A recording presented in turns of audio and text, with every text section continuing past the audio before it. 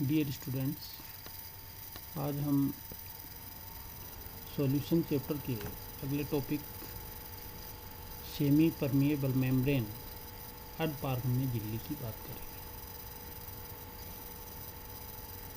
पिछली वीडियो में हमने देखा कि परासरण, ऑस्मोसिस, डिफ्यूजन, विसरण क्या होते हैं और परासरण के लिए क्या कंडीशन होती है। तो उसमें हमने एक वर्ड यूज किया था अर्धपारगम्य झिल्ली या सेमी परमिएबल मेम्ब्रेन। वह झिल्ली जिसमें से होकर विलायक के अणु तो जा सके लेकिन विलय के अणु प्रवेश ना कर सके, अर्धपारगम्य झिल्ली या सेमी परमिएबल मेम्ब्रेन कहलाती है। प्लांट्स एंड एनिमल्स में बहुत सारी मेम्ब्रेन्स होती हैं जो सेमी परमिएबल मेम्ब्रेन के रूप में बिहेव करती हैं, जैसे गॉल ब्लैडर, पित्ताशय जिसको आप बोलते हैं, सेलोफेन, कोलोडियन तथा जंतुओं तथा वनस्पति कोशिकाओं की आवरण झिल्लियाँ। एनिमल एंड प्लांट की जो सेल्स होती हैं उनके चारों तरफ की जो मेम्ब्रेन होती है, सेल मेम्ब्रेन, वो भी सेमी परमिएबल होती हैं लेकिन पूर्ण रूप से अर्धपारगम्य नहीं होती हैं। अतः प्राशन दाब की परिशुद्ध एक्यूरेट मेजरमेंट के लिए इन्हें काम में नहीं लिया जा सकता। लेबोरेटरी में ऑस्मोटिक प्रेशर के एक्यूरेट मेजरमेंट के लिए कृत्रिम झिल्लियाँ बनाई जाती हैं, आर्टिफिशियल मेम्ब्रेन्स बनाई जाती हैं जो पूर्ण रूप से सेमी परमिएबल मेम्ब्रेन के रूप में बिहेव करती हैं। आर्टिफिशियल तो अपन कोई भी चीज़ किसी भी तरीके से बना सकते हैं, जिसमें कॉपर फेरोसाइनाइड जो बहुत ज़्यादा यूज होती है, कॉपर फेरोसाइनाइड की, कैल्शियम फॉस्फेट, सेलुलोज नाइट्रेट जैसे जिलेटिनी पदार्थ से बने। इनमें से सबसे प्रभावी होती है कॉपर फेरोसाइनाइड की झिल्ली, क्योंकि ये अधिक दाब सह सकती है। इसकी अधिक प्रेशर को सहने की कैपेसिटी होती है। एटमॉस्फेयर का दाब कितना होता है? 1 एटमॉस्फेयर। वायुमंडल का दाब 1 एटमॉस्फेयर माना जाता है और इस मेम्ब्रेन की कैपेसिटी 150 एटमॉस्फेरिक प्रेशर को सहन करने की शक्ति होती है। तो जितना अधिक प्राशन दाब प्रोड्यूस होगा उसको भी ये झेल लेगी, इसलिए इसी को ज़्यादातर यूज किया जाता है। अब कॉपर फेरोसाइनाइड की सेमी परमिएबल जो मेम्ब्रेन है उसको बनाया कैसे जा सकता है, बनाने के मेथड्स क्या हैं? तो सबसे सिंपल जो मेथड है उसमें हम क्या करते हैं, कॉपर फेरोसाइनाइड की अर्धपारगम्य झिल्ली जो बनाते हैं तो उसके लिए एक शहरंदर पात्र, पोरस कंटेनर जिसमें छेद हों छोटे छोटे, शहरंदर पात्र की दीवारों के छिद्रों में अर्धपारगम्य झिल्लियाँ बनाई जाती हैं। पोरस कंटेनर होगा तो उसमें होल्स होंगे, उस पर यदि कोई मेम्ब्रेन बनाई जाएगी तो उसमें होल भी रह जाएंगे और अच्छे से वो क्रिएट हो जाएगी या जनरेट हो जाएगी। सबसे पहले semi permeable membrane very important किसने बनाई थी? ट्रोबे ने बनाई थी।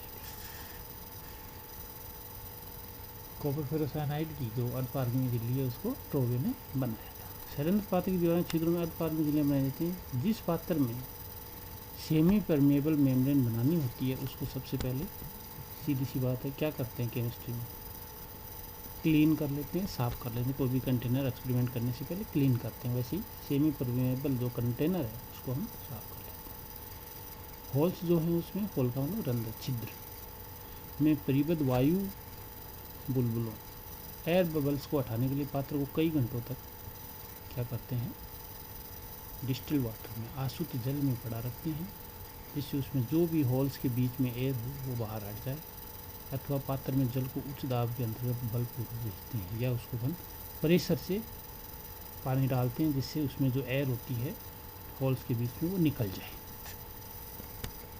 अब इस पात्र में पहले इस डायग्राम को देखिए, इसमें एक कंटेनर है और इस कंटेनर में हमने एक ये डॉट डॉट वाला जो दिखा रखा है ये पोरस कंटेनर है। पोरस कंटेनर को इसमें रखा और इस पोरस कंटेनर में ये जो यहाँ पे है पोरस कंटेनर, छिद्रित जो कंटेनर है उसकी जो दीवार है वहाँ पे मेम्ब्रेन बनेगी। और इस पोरस कंटेनर के बाहर की तरफ जो सॉल्यूशन लिया है वो हमने पोटेशियम फेरोसाइनाइड का सॉल्यूशन लिया है, और जो अंदर की तरफ इस पोरस कंटेनर के लिए वो है कॉपर सल्फेट का सॉल्यूशन। ठीक है, अब इसमें आगे देखते हैं कि 2.5% कॉपर सल्फेट विलयन भरकर 2.5% सांद्रता की पोटेशियम फेरोसाइनाइड विलयन में रख दिया जाता है। पोरस कंटेनर है, उस पोरस कंटेनर में 2.5% कॉपर सल्फेट विलयन भर दिया जाता है और 2.5% कंसनट्रेशन का पोटेशियम फेरोसाइनाइड विलयन में रख दिया जाता है। 2.5% कॉपर सल्फेट सॉल्यूशन कैसे होता है, मतलब 2.5 ग्राम कॉपर सल्फेट और टोटल 100 ग्राम जो बनाते हैं सॉल्यूशन उसके लिए कितना हो जाएगा 97.5 ग्राम वाटर। मैंने आपको परसेंटेज वेट जो सॉल्यूशन बनाने की बात पहले बता चुका हूँ। तो दोनों विलयन पात्र की दीवारों में से विपरीत दिशाओं में परिगमन करते हैं। अब क्या होगा, बाहर की तरफ अपने पोटेशियम फेरोसाइनाइड सॉल्यूशन रखा और पोरस कंटेनर के अंदर की तरफ कॉपर सल्फेट सॉल्यूशन, ये दोनों आपस में एक दूसरे में आने जाने का प्रयास करेंगे। तो क्या होगा, इसमें डिफ्यूजन होगा, विसरण होगा, तब तक फ्री रहेंगे। जिस स्थान पर ये दोनों प्रकार के आयन परस्पर मिलते हैं, जहाँ पे मिलते हैं वहाँ कॉपर फेरोसाइनाइड का एक जिलेटिनियस प्रिसिपिटेट बन जाता है, जेली जैसा प्रिसिपिटेट बन जाता है। इसमें क्या रिएक्शन होती है, देखो मैंने पूरा लिख रखा है। 2 molecule copper sulphate plus 1 molecule potassium ferrocyanide, इससे बनता है Cu2Fe6 प्लस 2K2SO4। K2SO4 को क्या बोलते हैं, पोटेशियम सल्फेट। और ये जो Cu2Fe6 बना इसको बोलते हैं कॉपर फेरोसाइनाइड।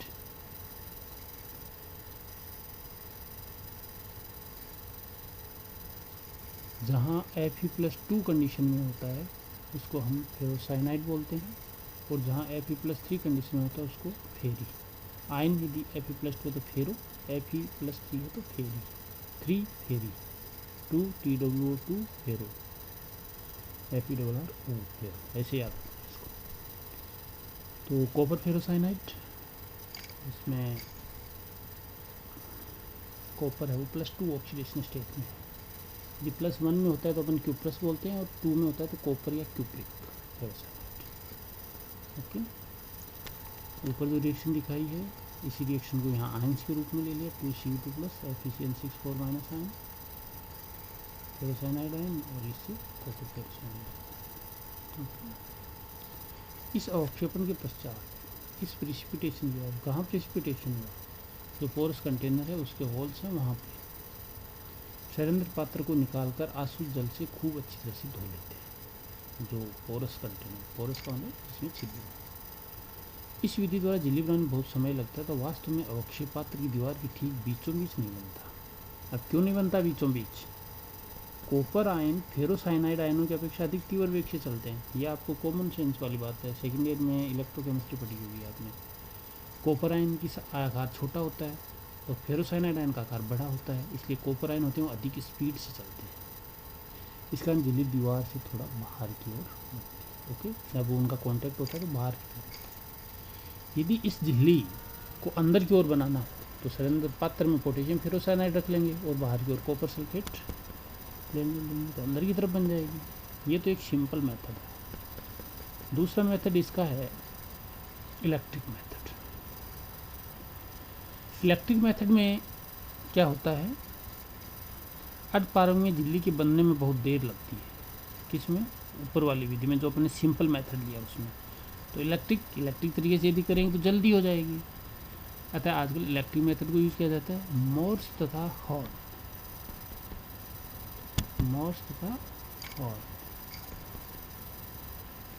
इस विधि को क्या कहते हैं, मोर्स तथा हॉर्न विधि भी कहते हैं। जो इलेक्ट्रिक मेथड यूज किया जाता है उसको मोर्स तथा हॉर्न विधि भी कहते हैं। इस विधि द्वारा थोड़े ही समय में अधिक सहज, कॉम्पैक्ट तथा स्ट्रॉन्ग मेम्ब्रेन बन जाती है। इस विधि में एक बड़े पात्र में पोटेशियम फेरोसाइनाइड का विलयन भरकर इसमें एक प्लेटिनम का सिलेंडर सैरंध्र पात्र और उस कंटेनर चाहिए था ना, तो प्लेटिनम का ले लिया तथा कॉपर की प्लेट ए लगा देते हैं। इसमें एक कॉपर प्लेट लगा देते हैं। प्लेटिनम सिलेंडर सी कैथोड का और कॉपर की प्लेट ए एनोड का। तो प्लेटिनम सिलेंडर है वो कैथोड का कार्य करेगा और कॉपर की प्लेट है वो यहाँ पे एनोड का कार्य करेगी। देखो ऊपर जो अपन ने किया था वही सेम सिस्टम है। इसमें केवल क्या किया, अपन ने जो पोरस कंटेनर था वो प्लेटिनम का ले लिया सिलेंडर और इसके अंदर एक रोड डाल दी, किसकी, कॉपर की प्लेट डाल दी और इनको आपस में सर्किट से जोड़ दिया बैटरी से। तो ये पूरा परिपथ या सर्किट बन गया। तो इलेक्ट्रिसिटी फ्लो होगी जिसके द्वारा इजी वे में जल्दी फास्टली बना सकते हैं। बाकी सेम ऊपर वाला जो है वो है, कॉपर वाला जो है वो एनोड के रूप में बिहेव करेगा। एनोड क्या होता है, कैथोड क्या होता है। एनोड जिस पे ऑक्सीडेशन होता है, कैथोड जिस पे रिडक्शन होता है। ये नहीं है कि पॉजिटिव है नेगेटिव है, क्योंकि सेल 2 टाइप्स के होते हैं, electrochemical cell and electrolytic cell. दोनों में एनोड अलग चार्ज कंडीशन होता है, कैथोड अलग चार्ज कंडीशन होता है। जिस पे ऑक्सीडेशन होता है उसको हम एनोड कहते हैं। जैसे यहाँ पे कॉपर है, कॉपर एनोड है, तो कॉपर का ऑक्सीडेशन होगा, Cu किस में कन्वर्ट होगा। ऑक्सीडेशन में क्या होता है, इलेक्ट्रॉन त्यागो, O आता है ऑक्सीडेशन में तो त्यागो गो। तो Cu है वो Cu+2 आयन में कन्वर्ट होता है तो 2 इलेक्ट्रॉन त्याग होता है। तो एनोड पे क्या होगा, ऑक्सीडेशन। ये चीज़ भी आपको ध्यान रखने के लिए आनी चाहिए। इस पर रिएक्शन जो हम पहले लिख चुके वही रिएक्शन होती है, बस इसमें इलेक्ट्रिक मेथड से करते हैं तो फास्टली और अच्छी मेम्ब्रेन बन जाती है।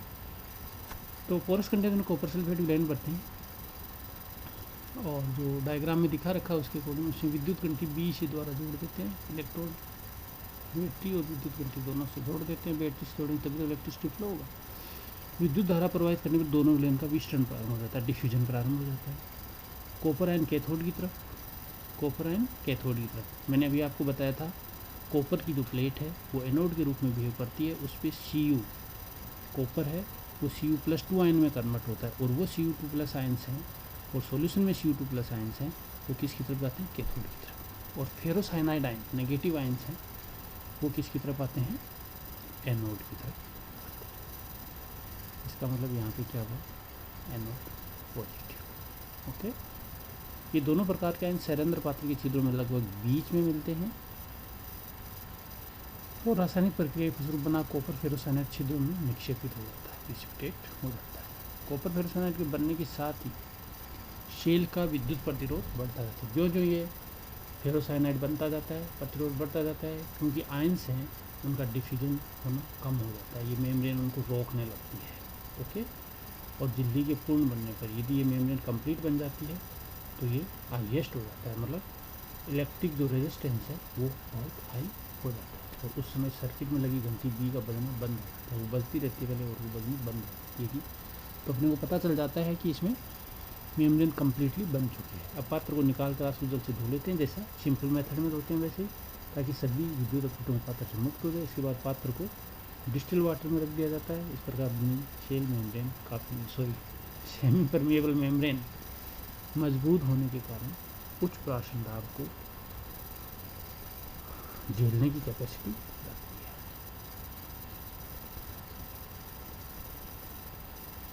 हाँ, बड़ी इम्पोर्टेंट है। वैसे एग्जाम में आती है तो सेमी परमिएबल मेम्ब्रेन आती है कि अल्पार्गन में झिल्ली क्या होती है, लेकिन वास्ट नॉलेज ये में बहुत ज़्यादा चीज़ें पता होनी चाहिए, इसलिए हम इसके आगे की बात करते हैं कि mechanism of semi permeable membrane. Semi permeable membrane होती है, उसकी क्रिया विधि क्या है। अल्पार्गन में झिल्ली क्रिया विधि की अलग अलग थ्योरीज दी गई हैं, जिसमें सबसे पहली थ्योरी द सॉल्यूशन थ्योरी, विलयन का सिद्धांत। एक साइंटिस्ट थे हर्माइट, उन्होंने 1855 में ये सिद्धांत दिया था। सॉल्यूशन थ्योरी किसने दी थी, हर्माइट ने। अभी मैंने आपको इलेक्ट्रिक मेथड की बात की थी तो बताया था कौन था, मोर्स एंड हॉर्न नामक साइंटिस्ट।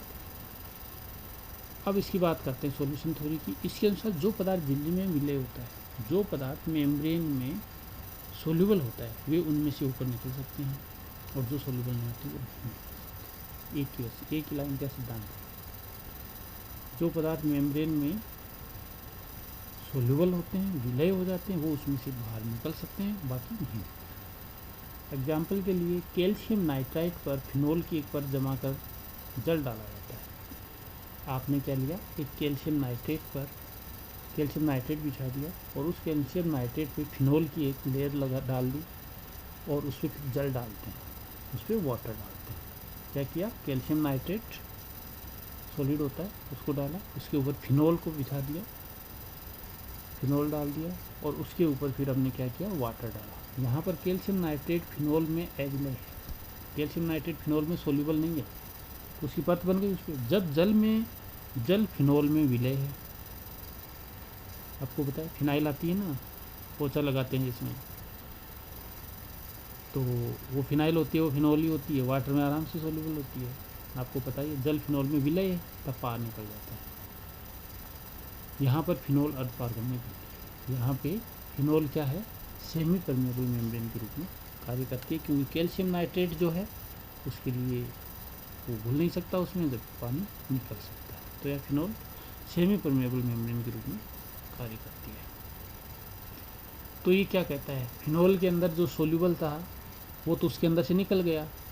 ये समझाना चाहता है कि सॉल्यूशन थ्योरी क्या कहना चाहती है कि सेमी परमेबल मेम्ब्रेन से कुछ पदार्थ निकल जाते हैं, कुछ नहीं निकलते। कैसे नहीं निकलते हैं, तो इन्होंने एक एग्जाम्पल दिया है कि फिनोल यहाँ पे सेमी परमेबल मेम्ब्रेन के रूप में कार्य करती है। कैल्शियम नाइट्रेट हमने लिया एक साइड में, एक साइड वाटर डाला।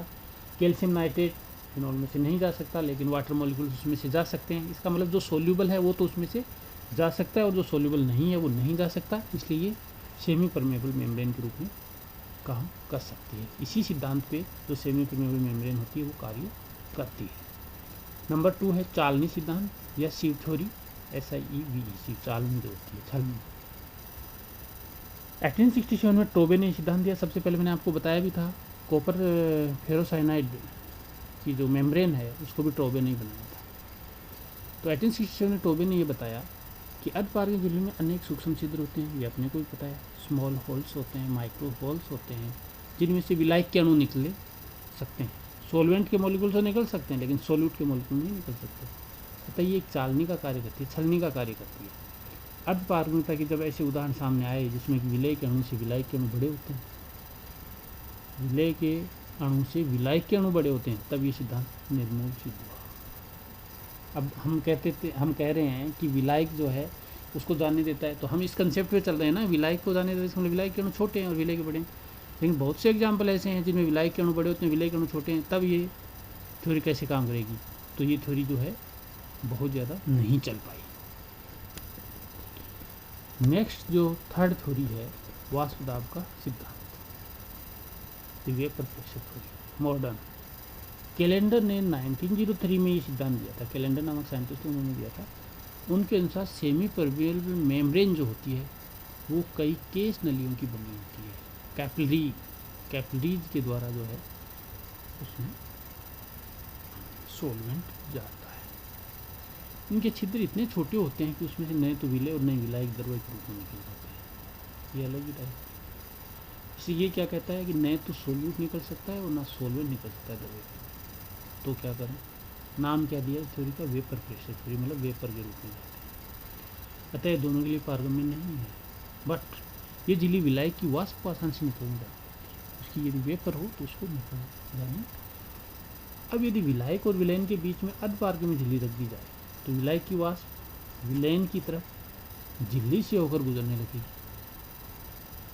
विलायक और विलयन के बीच में सेमी परमेबल मेम्ब्रेन लगा देते हैं तो विलायक प्योर है, एक साइड विलयन है, तो विलायक क्या करेगा, हमने ये तो पढ़ा है कि कम सांद्रता से अधिक सांद्रता की अर्धपारगम्य झिल्ली से जाता है तो परासरण होता है। तो विलायक है, अब विलायक जाएगा तो विलायक की वाष्प विलयन की तरफ झिल्ली से होकर गुजरने लगेगी, सॉल्यूशन की तरफ विलायक की वेपर जाएगी, क्योंकि विलयन का वाष्प दाब विलायक के वाष्प दाब से कम होता है। लॉरिंग ऑफ वेपर प्रेशर आगे पढ़ेंगे, दैट इज कोलिगेटिव प्रॉपर्टी। ठीक है, विलायक का वेपर प्रेशर विलयन का जो वेपर प्रेशर होता है उससे ज़्यादा होता है, इसलिए विलायक के जो मॉलिक्यूल्स हैं वेपोराइज होकर उसमें जाते हैं। ये जो 3 थ्योरीज हैं ये दी गई हैं इसको एक्सप्लेन करने के लिए।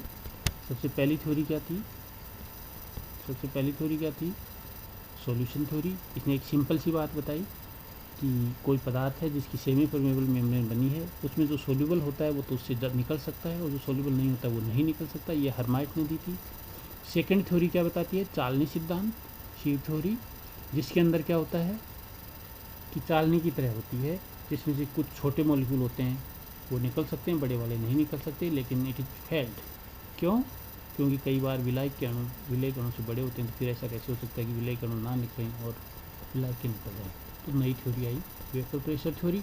वेपर प्रेशर थ्योरी कैलेंडर ने दी थी और इसमें क्या बताया था, वेपर प्रेशर थ्योरी में ये बताया गया था कि कैपिलरी एक्शन के द्वारा मॉलिक्यूल्स आते हैं। कैपिलरी एक्शन तो इसका मतलब ये कहता है कि लिक्विड स्टेट में ना तो सॉल्यूट जा सकता ना सॉल्वेंट जा सकता, लेकिन वेपर के रूप में सॉल्वेंट के मॉलिक्यूल जा सकते हैं। एक साइड में सॉल्वेंट रखा है, एक साइड में सॉल्यूशन रखा है, तो ये कहता है कि सॉल्यूशन बना लिया अपन ने, इसमें एवास्पील विलय मिला दिया, तो उस कंडीशन में उसका जो वेपर प्रेशर है वो कम हो जाता है, लॉवरिंग ऑफ वेपर प्रेशर हो जाती है। सॉल्वेंट प्योर है, उसका वेपर प्रेशर ज़्यादा होता है, इसलिए उसके मॉलिक्यूल सॉल्वेंट से सॉल्यूशन की तरफ जाते हैं। तो ये सेमी परमेबल के रूप में वर्क करता है। Okay, thank you.